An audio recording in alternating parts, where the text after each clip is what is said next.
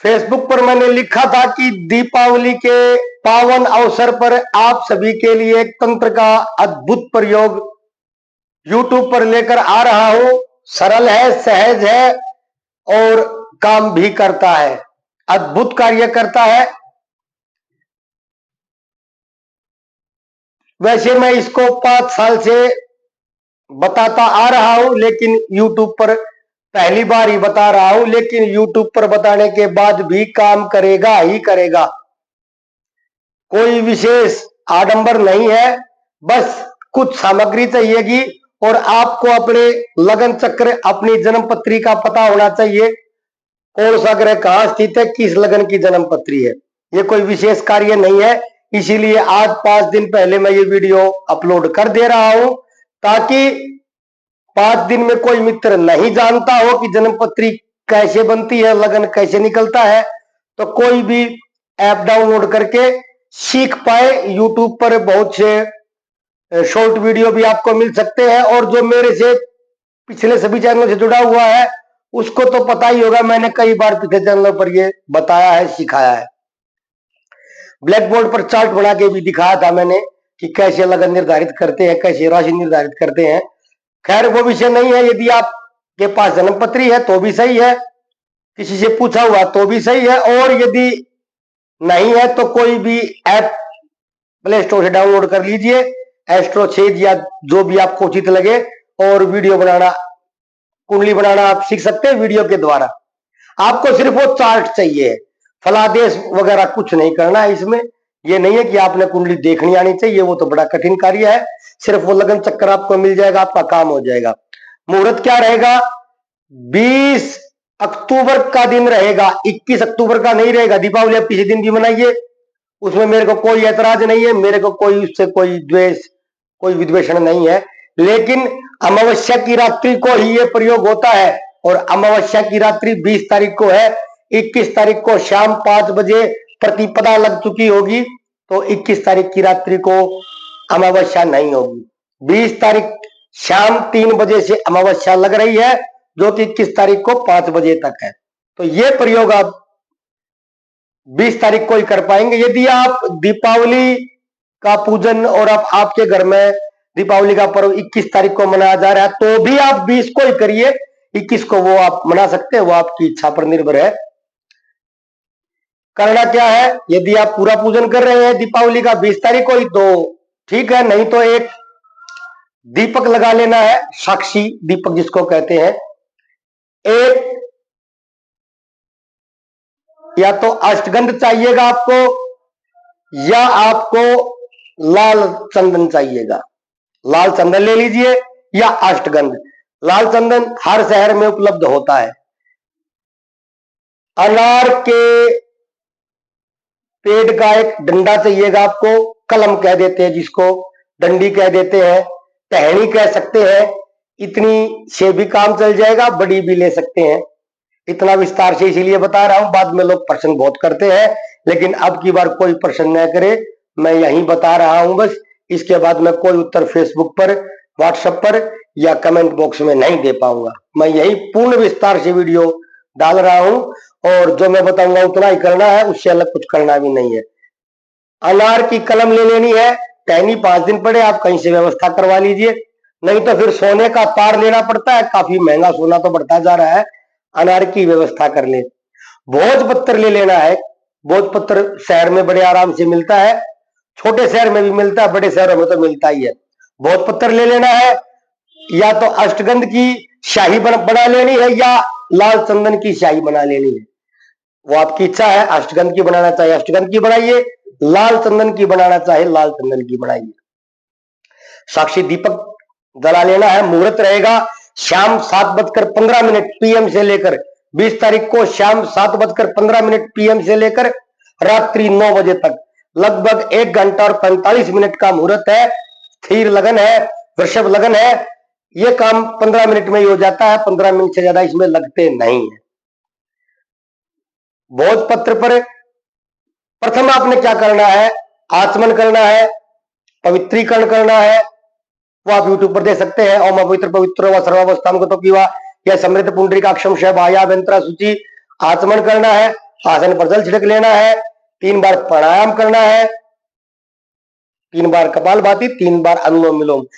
आचमन पवित्रीकरण के बाद उसके बाद श्री भगवान श्री प्रथम पूज्य गणेश जी का ध्यान करना है, भगवान शिव का ध्यान करना है, अपने गुरुदेव का ध्यान करना है और परमात्मा से, भगवान शिव से प्रार्थना करनी है कि मेरे धन की समस्याओं में कमी आए, मेरे धन समृद्धि में वृद्धि हो। देखिए एक बात समझ लीजिए, वैसे तो कर्म प्रधान ईश्वर की राका, जो दस करी तो तस फल चाका, कर्मण्येवाधिकारस्ते मा फलेषु कदाचन, कर्म के बिना कुछ प्राप्त नहीं होता है। लेकिन आपकी जन्मपत्री में 2 भाव ऐसे हैं जो धन का निर्धारण करते हैं। दूसरा भाव आपकी अचल संपत्ति को दिखाता है, आपके धन की स्थिरता को दिखाता है, संपन्नता को दिखाता है, आपके पास स्थिर धन कितना है, बैंक बैलेंस कितना है, जमीन कितनी है, पूंजी कितनी रखते हैं। और जो 11वां स्थान है लाभ भाव है, वो धन की आमद को दिखाता है, आय कितनी हो रही है। एक बात समझिए, 2 में से कोई एक ही समस्या मिलती है, दोनों समस्याएं किसी को आज तक नहीं मिली है, मेरे अनुभव में ऐसा नहीं आया। या तो धन की आमद ही नहीं होती होगी, धन आता ही नहीं होगा, आय होती ही नहीं होगी, या फिर आय होती होगी रुकती नहीं होगी, गायब हो जाती होगी, खर्च हो जाती होगी, या वित्त का प्रबंधन नहीं कर पाते होंगे, इस कारण से समस्याएं बनी रहती होंगी। यदि आय होती ही नहीं है तो 11वां भाव, और आय होती है बाद में कुछ पता नहीं लगता कहां उड़ गई है, तो दूसरा भाव, या 11वां भाव या दूसरा भाव। भोजपत्र पर स्याही से, अनार की कलम से अपने लगन चक्कर को बना लेना है। जैसे मेरा सिंह लगन है तो सिंह लगन बना लेना है, 12 भाव वो चक्र बना लेना है, 12 भाव उसमें अंकित हो जाएंगे। 5 से शुरू होगा क्योंकि प्रथम भाव में सिंह लगन है, 5 6 7 8 9 10 11 12 1 2 3 4, 12वें भाव में कर्क राशि स्थापित की जाएगी। प्रथम भाव में सिंह राशि यानी कि सिंह लगन हो जाएगा, दूसरे भाव में कन्या राशि, इसी तरह से हम सप्तम भाव में कुंभ राशि, इसी तरह से हम दसम भाव में वृषभ राशि लेकर उस चार्ट को बना देंगे यूं का यूं। उन ग्रहों को भी स्थापित कर देंगे जो आपके लगन चक्कर में जिस स्थिति में है, वैसी स्थिति में भोजपत्र पर अंकित कर दिए जाएंगे। यूं का यूं लगन चक्कर बन जाएगा, जो आपका लगन चक्कर है यूं का यूं बना देना है, कुछ नहीं करना विशेष। जन्मपत्री है किसी पंडित जी की बनाई तो उससे बना दीजिए, किसी ऐप से बनाई है तो उस ऐप को देखकर यूं का यूं लगन चक्कर बना दीजिए। ऐप से किसी कागज पर उतार ले, रजिस्टर पर उतार ले, और रजिस्टर से भोजपत्र पर उतार दे। विशेष कुछ नहीं करना है, उतार लेना है। वो ग्रह स्थापित कर लेने हैं। जैसे मेरे लगन में केतु है, लगन में केतु स्थापित हो जाएगा, दसम भाव में सूर्य है, दसम भाव में सूर्य स्थापित हो जाएंगे। लिख देना स्थापित करने का अर्थ है, ज्यादा विशुद्ध हिंदी का प्रयोग करना भी कई बार कष्टकारी होता है। भाग्य स्थान में देव गुरु बृहस्पति है तो गुरु लिख दिया जाएगा, लाभ स्थान में बुध शुक्र बैठे हैं तो बुध शुक्र लिख दिया जाएगा। पूरा बुध शुक्र भी नहीं लिखना है, जैसा लिखा जाता है गुरु का गु लिखा जाता है गु लिख देंगे, सूर्य का सु लिखा जाता है सु लिख देंगे, बुध का बु, शुक्र का शु, शनि का श, चंद्रमा का च, केतु का के, राहु का रा, इस तरह से लिख देना है जैसे उस चार्ट में आपको मिलेगा। अब करना क्या है, विशेष बात समझिए। शाही से पहले वो लगन चक्कर बना लेना है। अब धन यदि आता नहीं है, इनकम ही नहीं है, इनकम ही मृतावस्था में है या इनकम बहुत कम होती है, न के बराबर होती है, तो लाभ स्थान में लिखा जाएगा।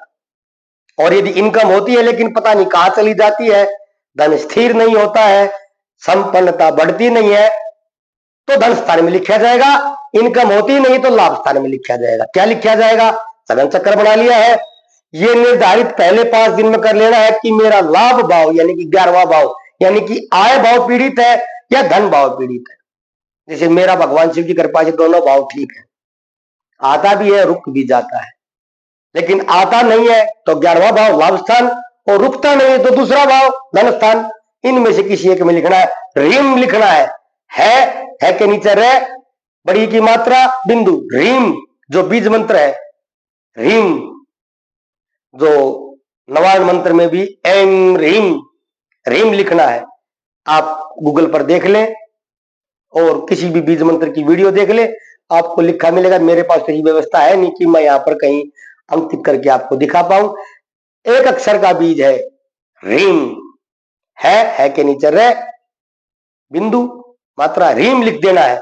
उसके बाद क्या करना है, उसका पूजन करना है। रीम लिखने के बाद मां लक्ष्मी से, परमात्मा भगवान शिव से, जो भी आपके इष्ट देव उनसे प्रार्थना करनी है कि मेरे धन की स्थिति को ठीक करें, मेरे को धन की उन्नति दे, समृद्धि दे।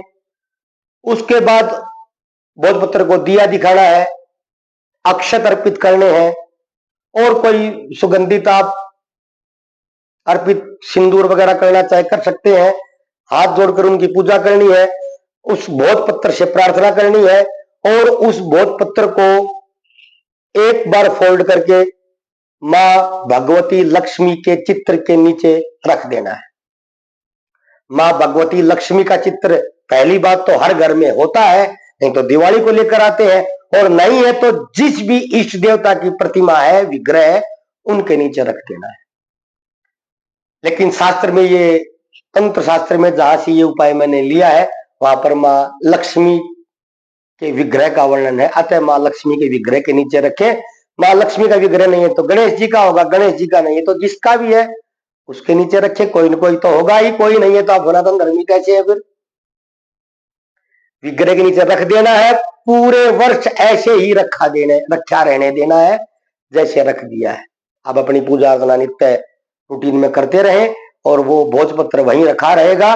कभी कभार उस पर कोई पानी, कोई जल पूजा अर्चना में गिर गया तो कोई बात नहीं है, भोजपत्र पे कुछ नहीं बिगड़ता, वो सब ठीक होकर पूर्व स्थिति में आ जाता है। वहीं रखा रहने दे।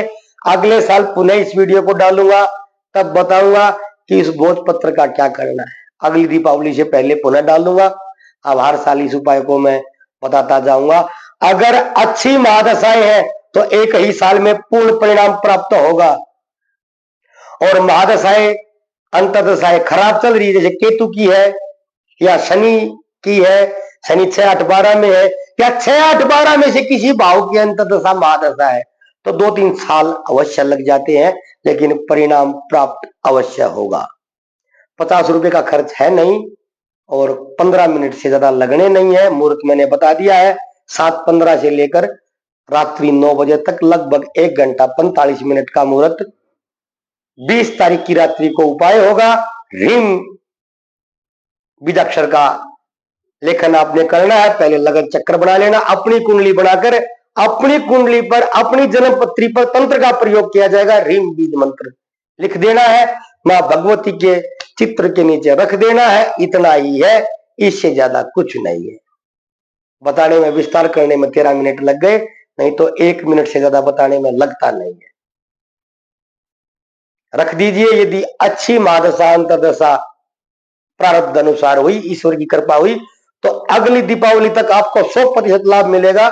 और ज्यादा ही क्रिटिकल केतु की महादशा में जैसे ऐसे उपाय कम काम करते हैं, या 6-8-12 की हो, 6-8-12 में भी कोई विकट स्थिति बनी हुई हो, तो 2-3 साल लग सकते हैं। लाभ अवश्य होगा, करके देखिए। मैंने कुछ लेना नहीं है, न आपसे किसी स्वार्थ की इच्छा है, न किसी स्वार्थ के वशीभूत आपको बताया है। बस बताना था, बताया। शेष सब भगवान शिव के हाथ में है। कल फिर मिलेंगे किसी अन्य वीडियो के साथ। तब तक नमस्कार। आप सभी को दीपावली की पूर्व में ही ढेरों बधाई, ढेरों शुभकामनाएं। बधाई तो आगे भी देता रहूंगा, दीपावली को भी आपके साथ जुड़ना है मैंने। नमस्कार। जय भोलेनाथ, जय जगन्नाथ।